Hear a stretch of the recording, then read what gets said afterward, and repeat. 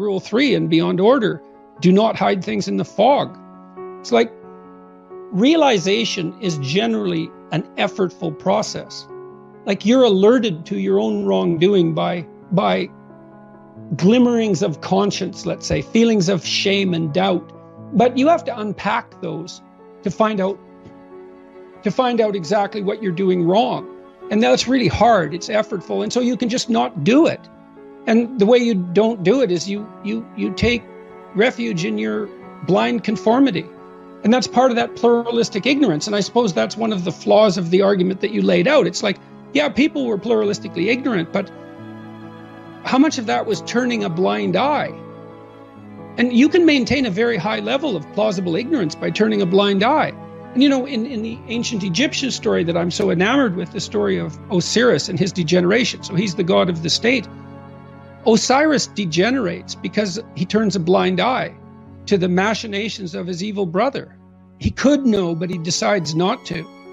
And that's a moral sin in my estimation. And so out of the story that you told with regards to pluralistic ignorance, I would add a psychological component is, how much could have people known if they would have allowed themselves to investigate instead of refusing it? So, with Freud, you have the idea of repression.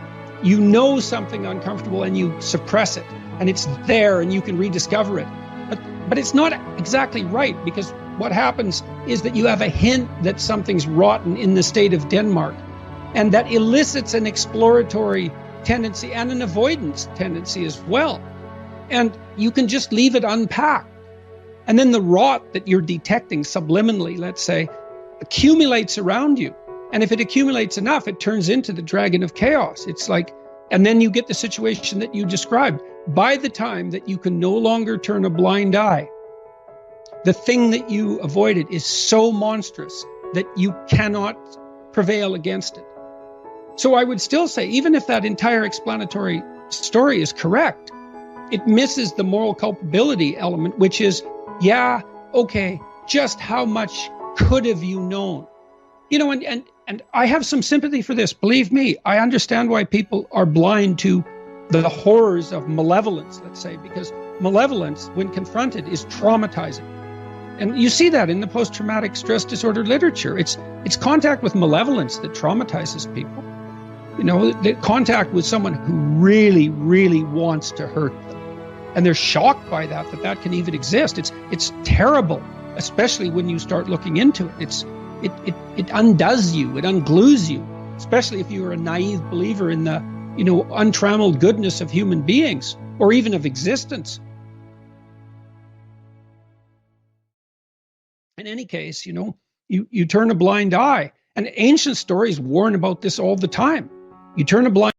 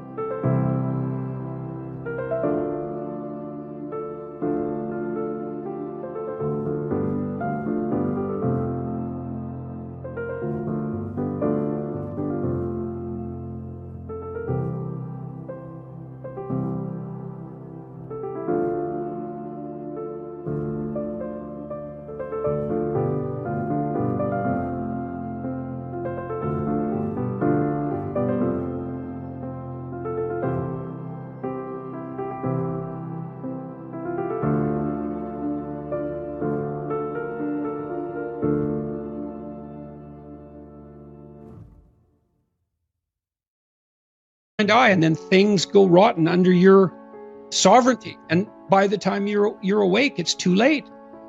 And that isn't, you've abdicated your responsibility. And that happens bit by bit, right? That's the other thing about it that's so pernicious. It's like people ask me, for example, why I chose this bill in Canada to die as a hill to die on, let's say. And it's like, Yeah. well, you're going to say no. If you ever say no, you're going to say no to something trivial, because things that go astray bit by bit. And so there's virtually never a sliding point where everyone says, oh, no. It's like, well, this much more. Well, I'm uneasy, but I accept. Well, then it's a little worse and you're a little lesser. And then it's this much more, you know? And the probability that that will happen is there all the time. And it's as moral citizens that who have a moral obligation to see what's in front of us, that we hold that at bay always. It's with our eyes open. That's why Horus in the Egyptian story is the eye. He's not thinking. It's not thought. It's attention. See. It's the willingness to turn your eyes to the phenomena and see what's there. And the Egyptians regarded that as part of what was redemptive. It's brilliant. It's absolutely brilliant.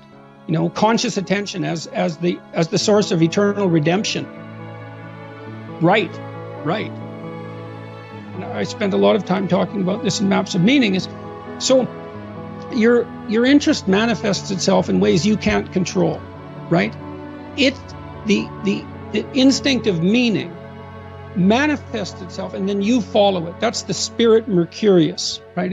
He's the winged messenger of the gods. And so something brightens up for you, and you follow that, and you find your destiny that way. Jung's notion was that was the manner in which your potential future self manifested itself in the present and pulled you along. And so an example of that would be, maybe you're a child and you find someone you admire.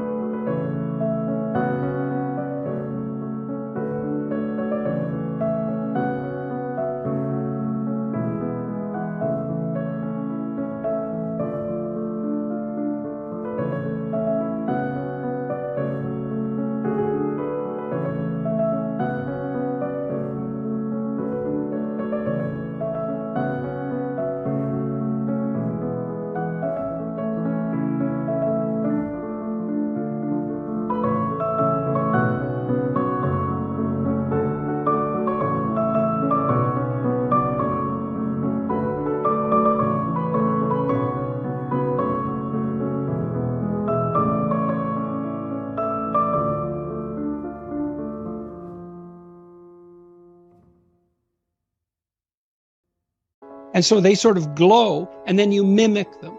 And it's because the mechanisms in your mind that are propelling you towards maturation, find someone who's like you, so they're in the zone of proximal development, but somewhat more advanced. You latch onto them as an idol, let's say, and you mimic them, and that catalyzes your development. So that's the manifestation of interest. Now imagine that you pathologize that by through deceit and self-deception and refusal to attend to what's right in front of you. Well, you make yourself weak because you don't develop well, but you also pathologize that mechanism. The question is, what do you doom yourself to if you remain banal? And I think you doom yourself to an unconscious fascination with unearned power. So in some sense, she had the causal story backwards. Yeah, that's an interesting point. Yeah. So we're not designed to be banal, right? Like we don't respect ourselves then. We're designed to, so to speak, like many of us are designed to bear a heavy burden, right? To be of service to our fellow man. We find meaning in that, deep meaning. And if we're not doing that, then our lives are not deep and meaningful, and then the suffering can easily make us corrupt. Maybe it's too easy in a large society like ours to hide in the nooks and crannies and be banal without having to be on the front lines and pay the price. It's very dissatisfying to young people when that's the case. You know, their heart burns, but they have nowhere to go, and they can't tolerate that. Like Piaget, for example, pointed out that, although you never hear this when you study developmental psychology, you have to read Piaget. He pointed out that late adolescents reliably go through a messianic phase, right? They're compelled to change the world. They feel called out to this quasi-messianic destiny, and certainly ideologues are great at harnessing that, but that needs to be placed within what I would say is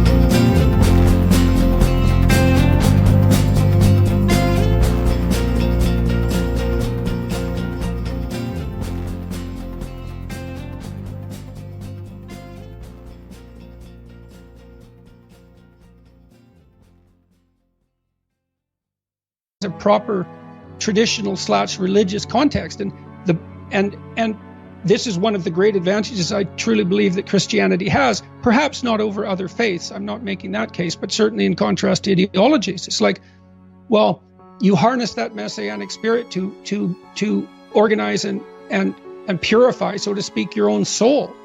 You don't go over after an external enemy. And there's a heroic battle in that. That's the battle between the adversary and the hero. And that's within, not external. It's within. It's safer that way. Much safer. And then you have good citizens if that works out, because they get themselves in order. You know, and more than in order. More than in order. They become masters of chaos as well as order. And that's also what I see as something that's so profound about the biblical narrative, because it insists upon this psychologization of utopia. It becomes a psychological drama, not a political drama. It's a psychological drama. The moral battle takes place within the confines of your own psyche. And I think people know that because they see that they're tortured by their own consciences.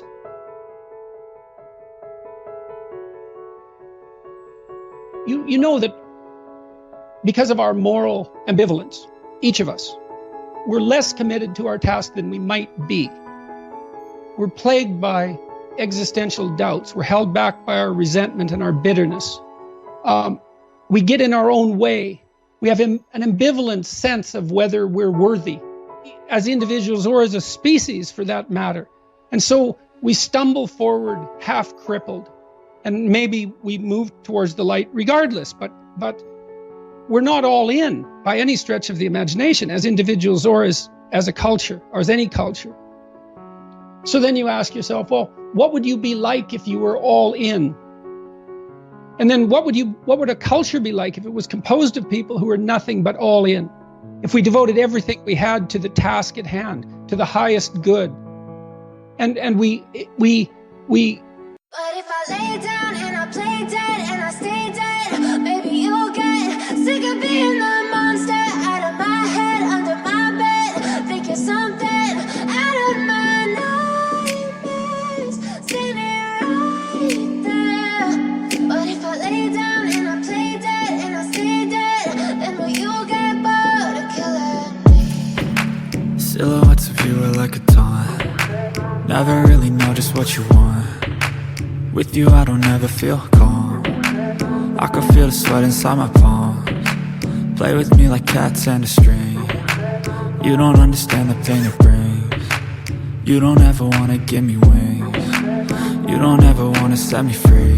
You know I'm addicted to you, and it's twisted, you've been gifted with the evil voodoo. Got me coming back for more, even when I've been screwed. Dolls full of pins, pierce my heart straight through. I got issues in my head, I like you in my bed, but you keep me on red. Oh, everything is like a test. I better not text or I'll come off desperate. But if I lay down and I play dead and I stay dead, baby you'll get sick of being the monster out of my head, under my bed, thinking something out of my nightmares, standing right there. But if I lay down and I play dead and I stay dead, then will you get bored of killing me? So if I play dead, will you regret everything that you did, that you said? I don't think you understand what you're doing, and my heart's black and blue from the bruising. I feel like when I'm with you I'm losing. I feel like you think that this amusing, sitting there gaslighting and confusing. Was it me? Is it me? Am I deluded? I'm the one who's always sorry, the conclusion, even though I offer all of the solutions. I wish you loved me like I love you, it's stupid. When I'm alone with you I never feel lucid. I wish I wasn't struck by Cupid. I wish when I first saw you I knew this. When I'm with you I feel so useless, I feel diluted, my heart's been wounded. Silhouettes of you are like a taunt. Never really know just what you want. With you I don't ever feel calm. I can feel the sweat inside my palms. Play with me like cats and a string.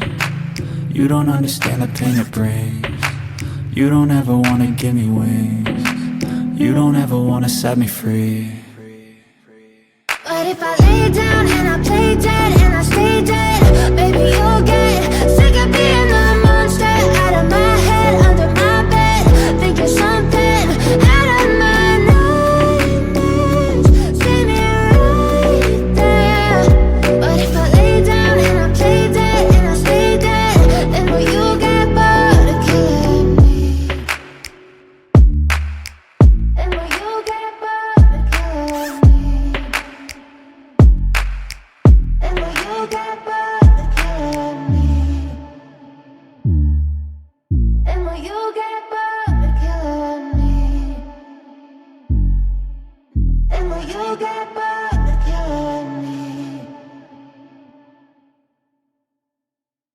moved away from our adversarial identification and our nihilism and our desire for destruction and our willingness to wallow in misery and to perpetuate it, well, what would we do?